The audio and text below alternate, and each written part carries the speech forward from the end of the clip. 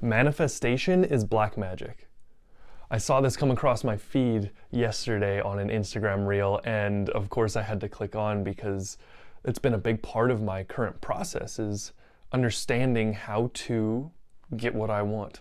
How to create, how to build, and this guy hops on and basically just says, manifestation is black magic because you're bending the laws of reality to be able to get what your ego desires. And ultimately, that is wrong because it's not what's actually in alignment with your soul. Hot take. It messed me up for a minute because I was like, hold on a minute. You're telling me manifestation is wrong. So what do? I begin to contemplate this. And when I say contemplate, I mean, I had a good conversation with ChatGPT. And what I came to conclude was, because I was wrestling with it for a moment, right? So I take this in, I begin to digest it, and this is what I came to kind of 3 core conclusions around what he was saying. Now, the first is desire is actually the root of reality. That is the foundation of life. That, some mystics will say, 1 became 2 so that it could experience itself. 1 desired to become 2 so that it could experience its own love, its own self. Like, this is where the split from source, from unity, from oneness, desired duality. It desired this polarity so that it could actually experience itself. It could experience love. It could experience fullness. It's this expansive, expressive, curious being. I'm not even sure that that's the right term.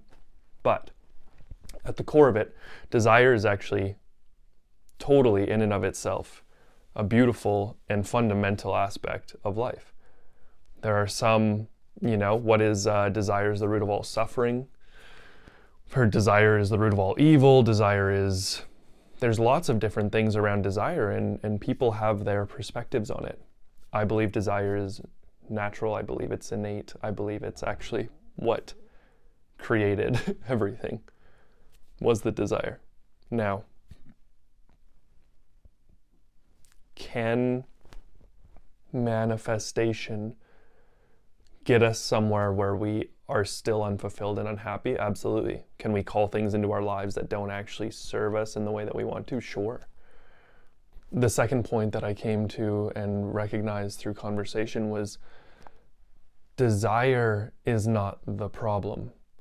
Attachment to what it means about you is. So if you are desiring a beachfront property with all the fixings, there's nothing wrong to desire it.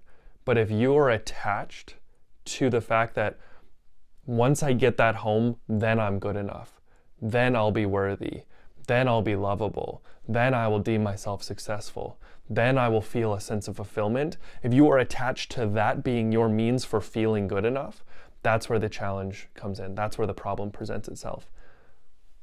Because in essence, anytime that we are wanting to create something in our lives or pursue something, if we are pursuing it from a sense of emptiness, lack, or scarcity, it's not ever going to be the thing that's going to fulfill us, because that comes from somewhere deeper. That comes from a soul alignment, that comes from a conversation within ourselves, that comes from a sense of wholeness that isn't achieved by achieving and accumulating material successes, possessions, and accomplishments. And so one of the ways to determine whether or not a desire is coming from a place of ego or coming from a place of soul is, these are the 2 questions you can ask. If this goal never came to be, would I still love who I'm becoming in the process of pursuing it? Soul goal. Where you can become present to when ego is speaking, it's, I will feel enough when I get this. Am I relying on the achievement of this desire, of this goal, to feel a sense of enoughness, fulfillment, worthiness? Maybe it's more of an ego-based. So when the soul speaks, it's actually saying more, I don't need this to be whole, but how beautiful would it be to create that which I desire? Because expression, growth, and expansion is just part of who I am. So is manifestation black magic?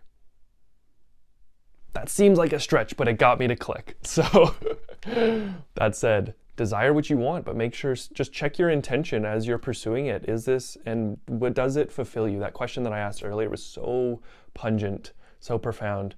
If this goal doesn't come to fruition, would I still love who I'm becoming in the process of pursuing it? Big green check mark. All right, you guys, like, subscribe, follow along for more videos like this to help you master your inner world, break free from your matrix, and get really good at living a life you love.